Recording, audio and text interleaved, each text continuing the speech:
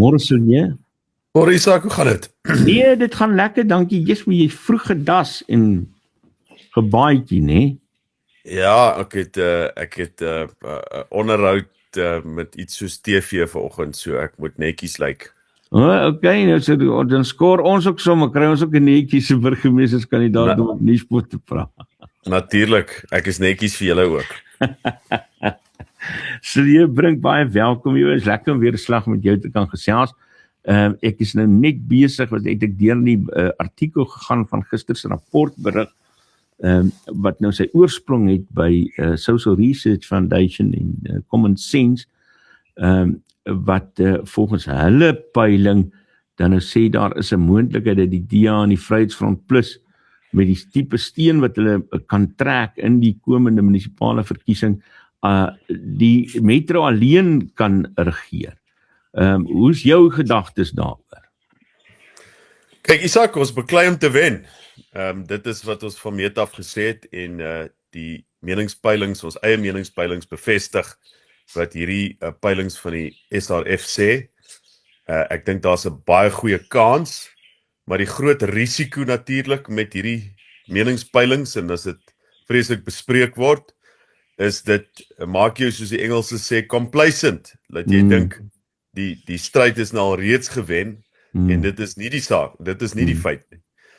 Ons moet nog baie hard werk om enigiets naby 'n meerderheid te kry. Ons het baie aanvoerwerk gedoen op hierdie stadium, manifest, strukture.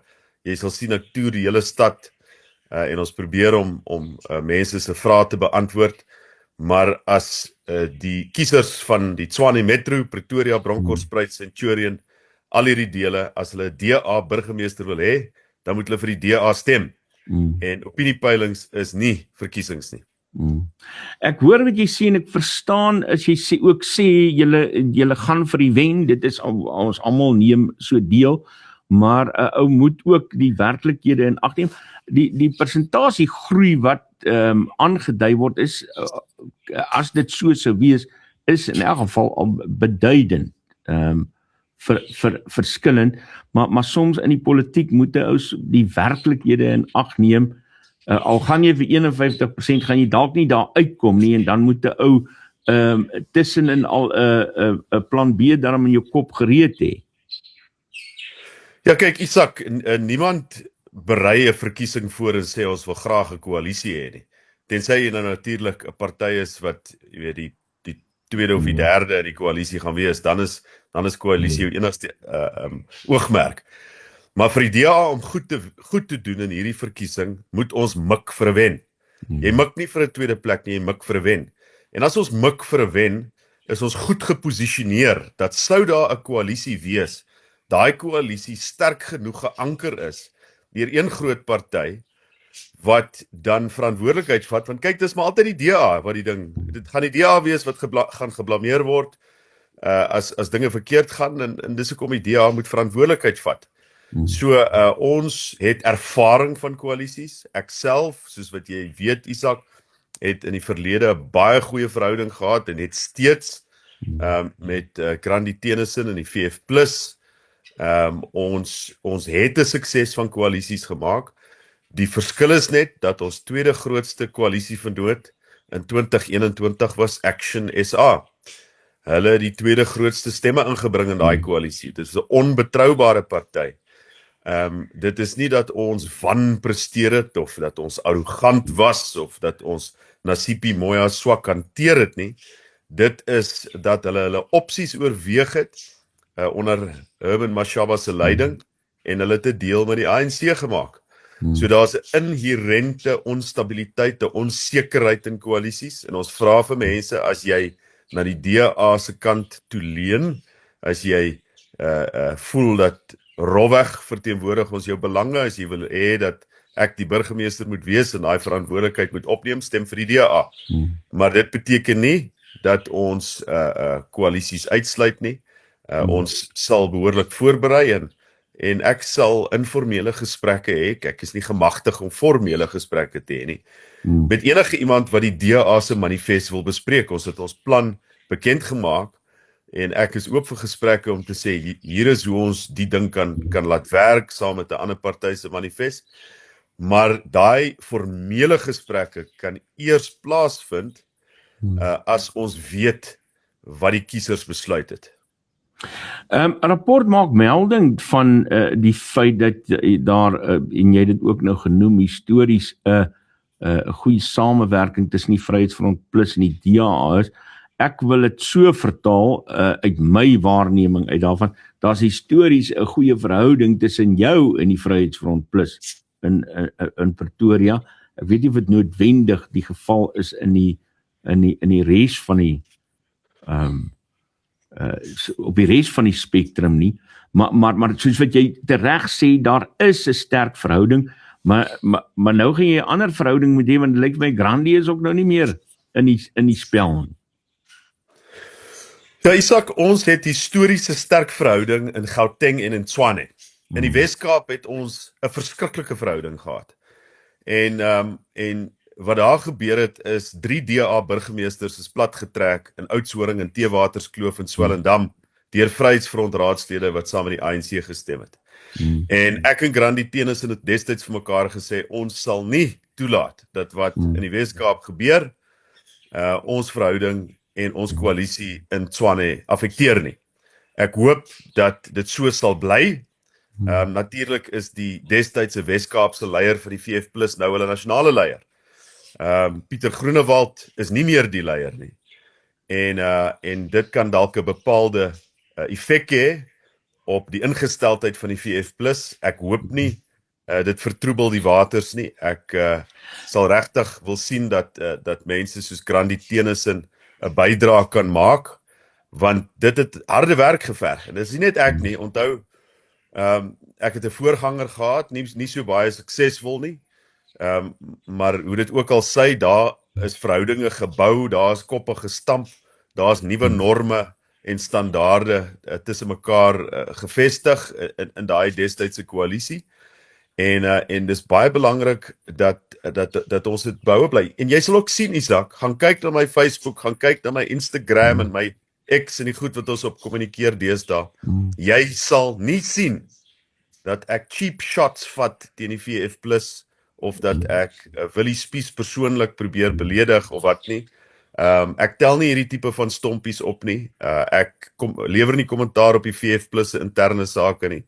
Ons oogmerk is om hierso te wen en om 'n suksesvolle regering tot stand te bring, en as ons moet saamwerk met partye soos die VF+, sal ons dit doen in die gees wat ons voorheen dit gedoen het. Ek wil gou oorgaan na die onsekerheid wat ek waarneem sê dat Corneille in die leierskap is. Daar is 'n fyn gevoeligheid wat ek sien by hom oor die DA, wat ek sien ook by sommige ander Vryheidsfront Plus lede, wat wil sê, maar die DA hou soms vir hulle groter as wat hulle is. Die DA is arrogant, en hulle is al nogal hardnekkig daaroor, wanneer hulle die klagtes teenoor die DA opper. Hoe hanteer mens dit in die aanloop na die verkiesing toe, en die moontlikheid dat daar 'n koalisie na die tyd moet ontstaan? Ja, jy sien, Isak, nou dis die ding. Jy moet eers 'n verkiesing hê en dan het jy 'n koalisiegesprek, en jou prestasie in die verkiesing bepaal hoe sterk jy is in daai koalisiegesprek, en dis hoekom die een ding kom voor die ander, alhoewel jy moet ook maar versigtig wees dat jy nie so hard probeer stemme wen dat jy 'n moontlike koalisiegesprek in gedrang bring na die tyd nie. En dis hoekom ek onderstreep, ek is versigtig. Ek wil nie potshots vat en stompies optel en beledigings maak en ou praatjies maak, jy weet, hierso om te sê dit of dat nie. Die feit van die saak is, die VF+, soos enige ander party, wil seker maar groei in 'n verkiesing. Hulle gaan nie in Mamelodi en Soshanguve en Hammanskraal en Eersterus en Lodium en Atteridgeville en Mabopane groei nie. Hulle gaan ten koste van die DA groei as hulle groei. So, as hulle wil meer stemme hê, dan wil hulle DA stemme hê. En ons sal baie versigtig daai wetywering moet bestuur, maar weer eens, Isak, ek het ervaring van samewerking, en ons het verhoudinge opgebou hierso, en dit is ons hooffokus, Ons wil wen en ons wil goed regeer en ons wil ons geliefde hoofstad in sy glorie herstel. Ek wil vir jou iets vra, want dis nie net by jou wat ek hoor dat 'n mens eers die verkiesing moet wen en dan oor koalisies gesels nie. Dit is ook by die Vryheidsfront Plus en ander partye aanwesig. Maar nou bekyk ek dit nou in my stupidheid van hierdie kant af. Nou sit ek en dink, ons kom nou al met hierdie gesprek oor koalisies oor baie jare. Ek het al by RSG se dae het ek al met Corneille en Pieter Mulder koalisies gesels toe die res van die land nog gedink het dis 'n belaglike idee. Nou kom ons en ons sit by 'n werklikheid waar koalisies deel van die politieke landskap. Dis nou inherent deel van ons politieke landskap en dis die uitkoms wat moontlik vir die meeste munisipaliteite wag na hierdie verkiesing. En dan verstaan ek sukkel om te verstaan hoekom julle hierdie ding wil omdraai en eers na die tyd oor die koalisie wil gesels, sou dit nie sinvoller en meer vrugte afgewerp het as 'n ou voor die tyd sê, okay, maar kom ons maak vrede met die werklikheid en ons beplan ons verkiesingsstrategieë in die aanloop hiernatoe. So Isak, soos wat ek genoem het, jy kan informele gesprekke hê oor moontlike punte van samewerking.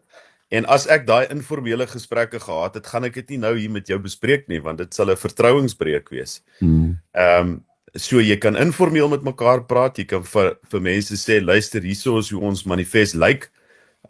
Ons wag op julle manifest, kom ons kyk wat die raakpunte is en dan berei ons apart voor vir 'n moontlike koalisie. Dit kan jy doen. Ek het daai tipe van verhouding met die VF+, ek het nie daai tipe van verhouding met Action SA nie. Maar om nou te sê, jy weet, daar gaan 'n koalisie wees en hierdie is ons gesamentlike koalisieplatform, gaan net die kiesers verwar. Ons het gesien hoe koalisie skipbreek lei, daar is nie so opsie op die stembrief soos koalisie nie, daar is nie so party nie. Jy kan net vir 'n party en 'n kandidaat stem. En dit moet duidelik gemaak word aan die kiesers. Ons het 'n verantwoordelike verlede of geskiedenis, baanrekord van koalisies.